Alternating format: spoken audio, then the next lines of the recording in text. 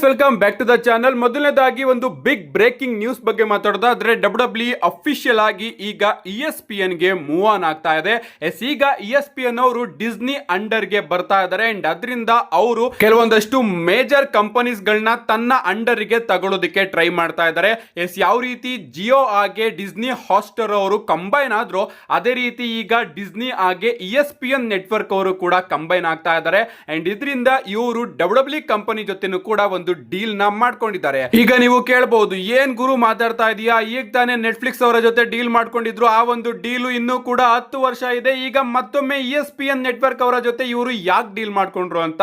ಇದು ನಮಗೆ ಅನ್ವಯಿಸಲ್ಲ ಗಾಯ್ಸ್. ನಾನ್ ಮಾತಾಡ್ತಿರೋದು ಯುನೈಟೆಡ್ ಸ್ಟೇಟ್ ನ ಜನಗಳಿಗೆ ಮಾತ್ರ. ಅಲ್ಲಿ ನಮಗೆ ಮಂಡೇ ನೈಟ್ ರೋ ಮಾತ್ರ ನೆಟ್ಫ್ಲಿಕ್ಸ್ ಅಲ್ಲಿ ನೋಡೋದಕ್ಕೆ ಸಿಗ್ತಾ ಇತ್ತು. ಉಳಿದಂತಹ WWE ಶೋಗಳು ಸ್ಮ್ಯಾಕ್ ಡೌನ್ ಆಗಿರ್ಬೋದು, NXT ಆಗಿರ್ಬೋದು, ಪ್ರೀಮಿಯಂ ಲೈವ್ ಇವೆಂಟ್ ಆಗಿರ್ಬೋದು, ಇದೆಲ್ಲದೂ ಕೂಡ USA ಜನಗಳಿಗೆ ಪೀಕಾಕ್ ನೆಟ್ವರ್ಕ್ ಅಲ್ಲಿ ಇಷ್ಟು ವರ್ಷ ನೋಡೋದಕ್ಕೆ ಸಿಗ್ತಾ ಇತ್ತು. ಬಟ್ ಈಗ ಅದೇ ಒಂದು ಪೀಕಾಕ್ ನೆಟ್ವರ್ಕ್ ಇಂದ ಅಲ್ಲಿನ ಜನತೆಗೆ WWE ಅವರು ESPN ನೆಟ್ವರ್ಕ್ ಗೆ ಮೂವ್ ಆನ್ ಆಗ್ತಾ ಇದ್ದಾರೆ.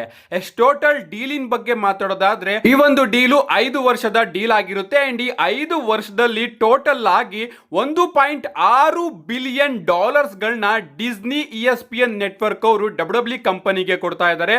ಇದ್ರ ಪ್ರಕಾರ ಪ್ರತಿ ವರ್ಷಕ್ಕೂ $325 ಮಿಲಿಯನ್ ESPN ನೆಟ್ವರ್ಕ್ ಇಂದ WWE ಕಂಪನಿಗೆ ಸಿಗುತ್ತೆ. ಸೊ ಹಿಂದೆನೂ ಕೂಡ ಸ್ಮ್ಯಾಕ್ ಡೌನ್ ಯಾವ ರೀತಿ USA ನೆಟ್ವರ್ಕ್ ಇಂದ ಫಾಕ್ಸ್ ನೆಟ್ವರ್ಕ್ ಗೆ ಮೂವ್ ಆನ್ ಆಗಿತ್ತು, ಅದೇ ರೀತಿ ಸಿಮಿಲರ್ ವೇ ಅಲ್ಲಿ ಈಗ ಸ್ಮ್ಯಾಕ್ ಡೌನ್ ಹಾಗೆ NXT ಎರಡೂ ಕೂಡ ಪೀಕಾಕ್ ಸ್ಟ್ರೀಮಿಂಗ್ ಪ್ಲಾಟ್ಫಾರ್ಮ್ ನಿಂದ ESPN ನೆಟ್ವರ್ಕ್ ಗೆ ಮೂವ್ ಆನ್ ಆಗ್ತಾ ಇದೆ. ಸೊ ಇದು ಅಲ್ಲಿನ ಜನತೆಗೆ ಮಾತ್ರ. ಇಂಡಿಯಾ ಬೇರೆ ಬೇರೆ ಕಂಟ್ರೀಸ್ ಗಳಲ್ಲೆಲ್ಲ SmackDown, Monday night Raw, NXT ಎಲ್ಲ ಪ್ರೀಮಿಯಂ ಲೈವ್ ಇವೆಂಟ್ ಕೂಡ ನಮಗೆ ನೆಟ್ಫ್ಲಿಕ್ಸ್ ಅಲ್ಲೇ ನೋಡೋದಕ್ಕೆ ಸಿಗುತ್ತೆ. ಬಟ್ ಅಲ್ಲಿ ಮಂಡೇ ನೈಟ್ ರೋ ಮಾತ್ರ ನೆಟ್ಫ್ಲಿಕ್ಸ್ ಅಲ್ಲಿ ನೋಡೋದಕ್ಕೆ ಸಿಗುತ್ತೆ. ಸ್ಮ್ಯಾಕ್ ಡೌನ್ ಹಾಗೆ NXT 2026ರಿಂದ ESPN ನೆಟ್ವರ್ಕ್ ಅಲ್ಲಿ ನೋಡೋದಕ್ಕೆ ಸಿಕ್ಕರೆ ಸದ್ಯಕ್ಕೆ ಈಗ ಪೀಕಾಕ್ ನೆಟ್ವರ್ಕ್ ಅಲ್ಲಿ ನೋಡೋದಕ್ಕೆ ಸಿಗ್ತಾ ಇದೆ. ಅಂಡ್ ಅಲ್ಲಿನ ಜನಗಳು ನೆಟ್ಫ್ಲಿಕ್ಸ್ಗೂ ಕೂಡ ದುಡ್ಡು ಕೊಡಬೇಕು, ಪೀಕಾಕ್ ನೆಟ್ವರ್ಕ್ ಕೂಡ ದುಡ್ಡು ಕೊಡಬೇಕು. ಅಂಡ್ WWE ಏನಾದ್ರೂ ESPN ಗೆ ಹೋದ್ರೆ ಇಲ್ಲಿಗೂ ಕೂಡ ಅವರು ದುಡ್ಡು ಕೊಡಬೇಕು. ಅಂಡ್ ಈ ಒಂದು ಮಂತ್ಲಿ ಸಬ್ಸ್ಕ್ರಿಪ್ಷನ್ $29.99 ಅಂತೆ. ಇದನ್ನ ನಾವು ಇಂಡಿಯನ್ ರುಪೀಸ್ ಗೆ ಕನ್ವರ್ಟ್ ಮಾಡಿದ್ರೆ ಐ ಥಿಂಕ್ $2,500 ಮೇಲಾಗುತ್ತೆ ಅಂತಾನೆ ಹೇಳ್ಬಹುದು. ನಿಜವಾಗ್ಲೂ ಅವರಿಗಂತೂ ಸಿಕ್ಕಾಪಟ್ಟೆ ಚಾರ್ಜ್ ಮಾಡ್ತಾ ಇದೆ WWE. ಅವರಿಗೆ ಹೋಲಿಸ್ಕೊಂಡ್ರೆ ಸ್ವಲ್ಪ ನಾವೇ ಬೆಟರ್ ಅಲ್ಲಿ ಇದೀವಿ. ಒಂದೇ ಒಂದ್ಸತಿ ಅಮೌಂಟ್ ನ ಪೇ ಮಾಡಿ ನೆಟ್ಫ್ಲಿಕ್ಸ್ ಅಲ್ಲಿ ನಾವು ಎಲ್ಲ WWE ಶೋನ ಎಂಜಾಯ್ ಮಾಡಬಹುದು. ಏನೇ ಆಗ್ಲಿ ಇದು WWE ಒಂದು ದೊಡ್ಡ ಮೂವ್ ಆಗ್ತಾ ಇದೆ. ಅಷ್ಟೇ ಅಲ್ಲ, ನಮ್ಮ ನಿಕ್ ಖಾನ್ ಅವರು ಇದ್ರ ಕುರಿತಾಗಿ ಒಂದು ದೊಡ್ಡ ಸ್ಟೇಟ್ಮೆಂಟ್ ನು ಕೂಡ ಕೊಟ್ಟಿದ್ದಾರೆ. ಇವರ ಪ್ರಕಾರ 2026ರಲ್ಲಿ ESPN ನೆಟ್ವರ್ಕ್ ಗೆ WWE ಅವರು 10 ಮೇಜರ್ ಪ್ರೀಮಿಯಂ ಲೈವ್ ಇವೆಂಟ್ ನ ಕೊಡ್ತಾರಂತೆ. ಅಂಡ್ ಈ 10 ಮೇಜರ್ ಪ್ರೀಮಿಯಂ ಲೈವ್ ಇವೆಂಟ್ ನು ಕೂಡ ಇವರು ತುಂಬಾನೇ ದೊಡ್ಡದಾಗಿ ಬುಕ್ ಮಾಡ್ತಾರಂತೆ. ಸೊ 2026ರಲ್ಲಿ ನಮಗೆ ಜನವರಿಯಿಂದ ಡಿಸೆಂಬರ್ ವರೆಗೂ ಟೋಟಲ್ ಆಗಿ 10 ಪ್ರೀಮಿಯಂ ಲೈವ್ ಇವೆಂಟ್ಸ್ ಗಳು ನೋಡೋದಕ್ಕೆ ಸಿಗುತ್ತಂತೆ. ಅಂಡ್ ಇದ್ರ ಜೊತೆಗೆ ಕೆಲವೊಂದಷ್ಟು ಲೈವ್ ಇವೆಂಟ್ಸ್ ಗಳು ಹಾಗೆ ಸ್ಯಾಟರ್ಡೆ ನೈಟ್ ಮೈನ್ ಇವೆಂಟ್ ನು ಕೂಡ ನಾವು ಇನ್ಕ್ಲೂಡ್ ಮಾಡ್ಕೋಬಹುದು. ನೆಕ್ಸ್ಟ್ ಫೈನಲ್ ಅಪ್ಡೇಟ್ ಕಡೆ ಬರೋದಾದ್ರೆ ಇದಿರ್ತಕ್ಕಂಥದ್ದು ನಮ್ಮ ಪಾಲ್ ಹಿಮೆನ್ ಅವರ ಬಗ್ಗೆ. ರೀಸೆಂಟ್ ಆಗಿ ನಮ್ಮ ಪಾಲ್ ಹಿಮೆನ್ ಅವರು ಒಂದು ಪಾಡ್ಕಾಸ್ಟ್ ಅಲ್ಲಿ ನಮಗೆ ನೋಡೋದಕ್ಕೆ ಸಿಗ್ತಾರೆ ಅಂಡ್ ಅಲ್ಲಿ ಅವರು ಬಹಳಷ್ಟು ವಿಚಾರಗಳ ಬಗ್ಗೆ ಮಾತಾಡ್ತಾರೆ.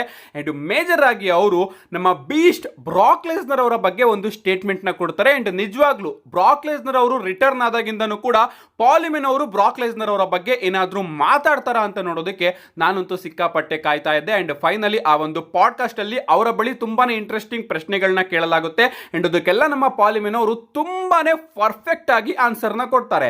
ಬ್ರಾಕ್ ಲೆಸ್ನರ್ ಅವರ ಬಗ್ಗೆ ಮಾತಾಡ್ತಾ ನಮ್ಮ ಪಾಲ್ ಹಿಮೆನ್ ಅವರ ಬಳಿ ಪ್ರಶ್ನೆನ ಕೇಳಲಾಗುತ್ತೆ. ಬ್ರಾಕ್ ಲೆಸ್ನರ್ ಅವರು ಈಗ WWE ಕಂಪನಿಗೆ ಮತ್ತೊಮ್ಮೆ ಬಂದಿದ್ದಾರಲ್ಲ, ಸೊ ಅವರ ಕತೆ ಏನು, ಅವರು ಯಾವ ಬೇಸಸ್ ಮೇಲೆ ರಿಟರ್ನ್ ಆಗಿದ್ದಾರೆ, ಅಂದ್ರೆ ಅವರ ಹಳೆ ಕಾಂಟ್ರಾಕ್ಟ್ ಏನಾದ್ರೂ ಇನ್ನೂ ಕೂಡ ಇತ್ತಾ ಅಥವಾ ಹೊಸ ಡೀಲ್ ನ WWE ಅವರು ಏನಾದ್ರೂ ಆಫರ್ ಮಾಡಿದ್ರ ಅಂತ ನಮ್ಮ ಪಾಲ್ ಹಿಮೆನ್ ಅವ್ರನ್ನ ಕೇಳಿದಾಗ ನಮ್ಮ ಪಾಲ್ ಹಿಮೆನ್ ಅವರು ಹೇಳ್ತಾರೆ, ಅಫ್ಕೋರ್ಸ್ ಅದು ಬ್ರಾಕ್ ಲೆಸ್ನರ್ ಸುಮ್ಮನೆ ಕರೆದ್ ಕೂಡಲೇನೆ ಬರೋದಿಲ್ಲ, ಸ್ಪೆಕ್ಯುಲೇಷನ್ಸ್ ಗಳಿಗೆ ನಮ್ಮ ಬ್ರಾಕ್ ಲೆಸ್ನರ್ ಅವರು ಬರೋದಿಲ್ಲ. ಅಂಡ್ ಆಫ್ ಕೋರ್ಸ್ ಅವರಿಗೆ ಹೊಸ ಡೀಲು ಆಫರ್ ಆಗಿದೆ ಅಂಡ್ ಅದಕ್ಕೋಸ್ಕರನೇ ಬ್ರಾಕ್ ಲೆಸ್ನರ್ ಅವರು ಬಂದಿರೋದು ಅಂತ ನಮ್ಮ ಪಾಲ್ ಹಿಮೆನ್ ಅವರು ಹೇಳ್ತಾರೆ. ಅಂಡ್ ಇಲ್ಲಿ ಕನ್ಫರ್ಮ್ ಆಗಿರೋ ವಿಚಾರ ಏನಪ್ಪಾ ಅಂದ್ರೆ WWE ಅವರು ನಮ್ಮ ಬ್ರಾಕ್ ಲೆಸ್ನರ್ ಅವರಿಗೆ ಒಂದು ಹೊಸ ಕಾಂಟ್ರಾಕ್ಟ್ ನ ಆಫರ್ ಮಾಡಿದ್ದಾರೆ. ಅಂಡ್ ಇದು ಎಷ್ಟು ವರ್ಷದ ಕಾಂಟ್ರಾಕ್ಟ್ ಇನ್ನು ಯಾವುದೇ ವಿಚಾರ ಕನ್ಫರ್ಮ್ ಆಗಿಲ್ಲ, ಬಟ್ ಒಂದು ಹೊಸ ಕಾಂಟ್ರಾಕ್ಟ್ ಸದ್ಯಕ್ಕೆ ನಮ್ಮ ಬ್ರಾಕ್ ಲೆಸ್ನರ್ ಅವರಿಗೆ ಸಿಕ್ಕಿದೆ. ಅಂಡ್ ಅವರ ಬಳಿ ಇನ್ನ ಒಂದು ಪ್ರಶ್ನೆನ ಕೇಳ್ತಾರೆ, ಬ್ರಾಕ್ ಲೆಸ್ನರ್ ಅವರು ರಿಟರ್ನ್ ಆಗಿದ್ದಕ್ಕೆ ಕ್ರಿಟಿಕ್ಸ್ ಗಳು ತುಂಬಾನೇ ಕೆಟ್ಟದಾಗಿ ಕಮೆಂಟ್ ನ ಆಗ್ತಾ ಇದ್ದಾರೆ, ಸೊ ನಿಮ್ಮ ಅಭಿಪ್ರಾಯ ಏನು ಇದಕ್ಕೆ ಅಂತ ಕೇಳಿದಾಗ ನಮ್ಮ ಪಾಲ್ ಹಿಮೆನ್ ಅವರು ಸಿಂಪಲ್ ಆಗಿ ಹೇಳ್ತಾರೆ, ಕ್ರಿಟಿಕ್ಸ್ ಯಾರನ್ನೂ ಕೂಡ ಬಿಟ್ಟಿಲ್ಲ, ಅವರು ದೇವ್ರ ಬಗ್ಗೆನೂ ಕೂಡ ಪ್ರಶ್ನೆನ ಕೇಳ್ತಾರೆ, ಜೀಸಸ್ ಬಗ್ಗೆನೂ ಕೂಡ ಪ್ರಶ್ನೆನ ಕೇಳ್ತಾರೆ. ಅಂಡ್ ಈ ಒಂದು ಜಗತ್ತಲ್ಲಿ ಕ್ರಿಟಿಕ್ಸ್ಗಳು ಯಾರನ್ನು ಕೂಡ ಬಿಟ್ಟಿಲ್ಲ. ಅಂಡ್ ಈ ಒಂದು ಜಗತ್ತಲ್ಲಿ ಹೇಟ್ ಇಲ್ಲದೆ ಇರತಕ್ಕಂತಹ ಒಬ್ಬ ವ್ಯಕ್ತಿನೂ ಕೂಡ ಇಲ್ಲ. ನೀವು ಯಾವುದಾದ್ರೂ ಫಿಲಮ್ ಸ್ಟಾರ್ನ ಹೋಲಿಸ್ಕೊಂಡ್ರೆ ಅವನಿಗೂ ಕೂಡ 100% ಲವ್ ಇರೋದಿಲ್ಲ. ಆಫ್ಕೋರ್ಸ್ ಹೇಟರ್ಸ್ಗಳು ಇದ್ದೇ ಇರ್ತಾರೆ. ಪ್ರೆಸಿಡೆಂಟ್ ಆಗಿರ್ಬೋದು, ಇನ್ನ ಯಾವ ಉನ್ನತ ವ್ಯಕ್ತಿಗಳಿದ್ದಾರೆ ಅವರೆಲ್ಲರಿಗೂ ಕೂಡ ಹೇಟರ್ಸ್ಗಳು ಇದ್ದೇ ಇರ್ತಾರೆ. ಅಂಡ್ ಅವರು ಕ್ರಿಟಿಕ್ಸ್ನ ಪಾಲಾಗೇ ಇರ್ತಾರೆ. ಅಂಡ್ ಅದೇ ರೀತಿ ಈಗ ಬ್ರಾಕ್ ಲೆಸ್ನರ್ ಅವರು ಕೂಡ ಆಗಿರೋದು. ನನ್ನ ಪ್ರಕಾರ ಬ್ರಾಕ್ ಲೆಸ್ನರ್ ಅವರು ಬಂದಿರೋದು ನಿಜವಾಗ್ಲೂ ಕೂಡ ಅದ್ಭುತವಾದ ಕೆಲಸ. ಅಂಡ್ ನನಗೆ ನಿಜವಾಗ್ಲೂ ಕೂಡ ಬ್ರಾಕ್ ಲೆಸ್ನರ್ ಅವರು ಬಂದಿರೋದು ಖುಷಿಯಾಗಿದೆ. ಅಂಡ್ ಕ್ರಿಟಿಕ್ಸ್ಗಳು ಆಗ ಹೇಳ್ತಾರೆ ಈಗ ಹೇಳ್ತಾರೆ ಅಂತ ಯಾರು ಕೂಡ ತಲೆ ಕೆಡಿಸ್ಕೋಬಿಡಿ. ಬ್ರಾಕ್ ಲೆಸ್ನರ್ ಅವರ ರಿಟರ್ನ್ ನೀವೆಲ್ಲರೂ ಕೂಡ ಎಂಜಾಯ್ ಮಾಡಿದಿರಿ. ಅಂಡ್ ಅದೇ ರೀತಿ ಎಂಜಾಯ್ ಮಾಡಿ. ಅವರು ಇಲ್ಲೇ ಈ ಒಂದು ಕಂಪನಿಯಲ್ಲೇ ಇರ್ತಾರೆ. ಸದ್ಯಕ್ಕಂತೂ ಅವರು ವಾಪಸ್ ಹೋಗೋದಿಲ್ಲ. ಸೊ ನನಗೆ ಬ್ರಾಕ್ ಲೆಸ್ನರ್ ಅವರು ಬಂದಿರೋದು ಯಾಕೆ ಖುಷಿ ಆಗ್ತಾ ಇದೆ ಅಂದ್ರೆ ಸಮ್ಮರ್ ಸ್ಲಾಮ್ ನ ಆ ಒಂದು ರಿಯಾಕ್ಷನ್. ನಿಜವಾಗ್ಲೂ ಬ್ರಾಕ್ ಲೆಸ್ನರ್ ಅವರು ರಿಟರ್ನ್ ಆದಾಗ ಸಮ್ಮರ್ ಸ್ಲಾಮ್ ನ ಕ್ರೌಡ್ ರಿಯಾಕ್ಷನ್ ನ ನೀವೆಲ್ಲರೂ ಕೂಡ ನೋಡಿದ್ದೀರಾ. ಅಂಡ್ ಆ ಒಂದು ಮೂಮೆಂಟ್ ಗೆನೆ ನಾನು ಬ್ರಾಕ್ ಲೆಸ್ನರ್ ಅವರು ಕಂಪನಿಗೆ ಬಂದಿದ್ದಕ್ಕೆ ಖುಷಿ ಆಗಿರೋದು. ಸೊ ಕ್ರೌಡ್ ಏನಾದ್ರೂ ಆ ರೀತಿ ರಿಯಾಕ್ಟ್ ಮಾಡ್ದಲೆ ಕ್ರೌಡ್ ಏನಾದ್ರೂ ಬೂ ಮಾಡಿದಿದ್ರೆ ಅಥವಾ ಸೈಲೆಂಟ್ ಆಗಿ ಕೂತ್ಕೊಂಡು ಇವನ್ ಯಾಕೆ ಬಂದ ಅಂತ ಏನಾದ್ರೂ ರಿಯಾಕ್ಷನ್ ನ ಕೊಟ್ಟಿದ್ರೆ ನಿಜವಾಗ್ಲೂ ಆಗ ನನಗೆ ಖುಷಿ ಆಗ್ತಿರ್ಲಿಲ್ಲ. ಅಂಡ್ ನಾವು ಬ್ರಾಕ್ ಲೆಸ್ನರ್ ಅವ್ರನ್ನ ಕರ್ಕೊಂಡು ಬಂದು ತಪ್ಪು ಮಾಡಿದ್ವಿ ಅಂತ ನನಗೆ ಆ ಒಂದು ಟೈಮ್ ಅಲ್ಲಿ ಅನ್ಸೋದು. ಬಟ್ ಕ್ರೌಡ್ ಸಿಕ್ಕಾಪಟ್ಟೆ ಖುಷಿ ಇದ್ದಾರೆ. ನಾವು ಸಮ್ಮರ್ ಸ್ಲಾಮ್ ಅಲ್ಲಿ ಎಲ್ಲರನ್ನು ಕೂಡ ಶಾಕ್ ಮಾಡಿದೀವಿ. ಒಂದು ಬಿಗ್ ರಿಟರ್ನ್ ಕೂಡ ವಿಟ್ನೆಸ್ ಮಾಡಿದೀವಿ. ಸೊ ಎಲ್ಲರೂ ಕೂಡ ಹ್ಯಾಪಿ ಆಗಿರ್ಬೇಕಾದ್ರೆ ಕ್ರಿಟಿಕ್ಸ್ ಮಾತನ್ನ ನಾವ್ ಯಾಕೆ ತಾನೇ ಕೇಳೋಣ. ಅವರು ತನ್ನ ಕೆಲಸನ ಮಾಡ್ತಾನೆ ಇರ್ಲಿ. ಅಂಡ್ ನನಗಂತೂ ತುಂಬಾನೇ ಖುಷಿ ಆಗಿದೆ. ಬ್ರಾಕ್ ಲೆಸ್ನರ್ ಅವರು ಇಲ್ಲೇ ಇರ್ತಾರೆ, ಯಾವಾಗ್ಲೂ ಕೂಡ ಇರ್ತಾರೆ ಅಂತ ನಮ್ಮ ಪಾಲಿಮಿನ್ ಅವರು ತಿಳಿಸಿದ್ದಾರೆ.